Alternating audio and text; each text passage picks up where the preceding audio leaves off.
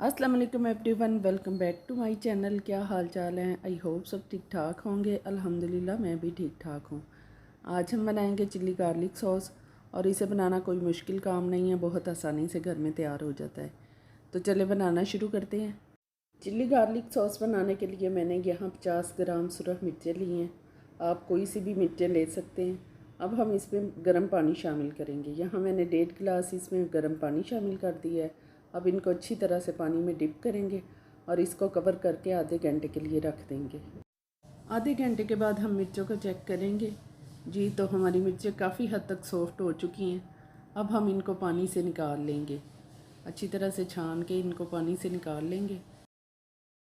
अब हमने एक ग्राइंडर जग लेना है और इसमें अपनी मिर्चों को शामिल कर देना है और साथ में शामिल करेंगे 1 गिलास पानी और इसको ग्राइंड करके इसका एक स्मूथ पेस्ट तैयार कर लेंगे। तो हमने मिर्चों को ग्राइंड कर लिया है। अब हम एक चूल्हे पे पैन रखेंगे और इसमें शामिल करेंगे 3 टेबलस्पून कुकिंग ऑयल और साथ में शामिल करेंगे हाफ़ कप चॉप किया हुआ लहसुन।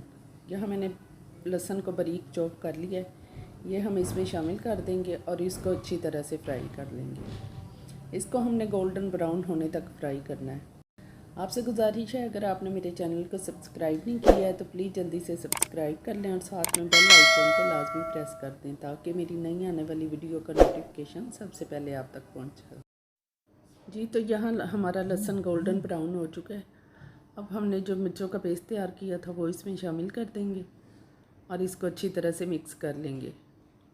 जग को हमने अच्छी तरह से साफ़ करना है। जग में थोड़ा सा पानी डाल के उसको अच्छी तरह से हिला लेंगे और वो भी इसमें शामिल कर देंगे। अब हम चम्मच की मदद से इसको अच्छी तरह से मिक्स कर लेंगे और इसको पकने देंगे।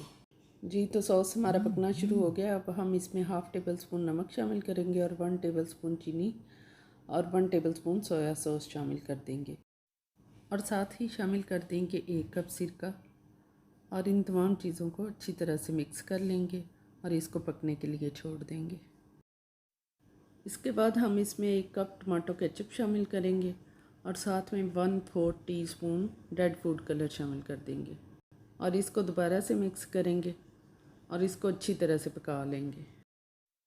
जी तो यहाँ सॉस को पकते हुए 15 से 20 मिनट हो चुके हैं। अब ये अच्छी तरह से पक चुकी है। अब हमने इसको गाढ़ा करना है। यहाँ मैंने एक बाउल में 2 टेबलस्पून कॉर्नफ्लोर लिया है और इसमें थोड़ा सा पानी शामिल करेंगे और इसको अच्छी तरह से मिक्स कर लेंगे और फिर ये हम अब सॉस में शामिल कर देंगे और चम्मच की मदद से इसको अच्छी तरह से हिला लेंगे ताकि हमारा सॉस अच्छी तरह से गाढ़ा हो जाए। अब हमने इसको 5 से 10 मिनट और पकाना है। इसके बाद हमारा सॉस तैयार हो जाएगा। जी तो हमने इसको दोबारा से पका लिया है। तो अब हमारा सॉस रेडी हो गया। अब हम फ्लेम को बंद कर देंगे और इसको ठंडा कर लेंगे। अगर आपको मेरी वीडियो पसंद आए तो प्लीज़ इसको लाइक और शेयर ज़रूर कीजिए और इसके साथ ही मुझे इजाज़त दीजिए। अल्लाह हाफिज़।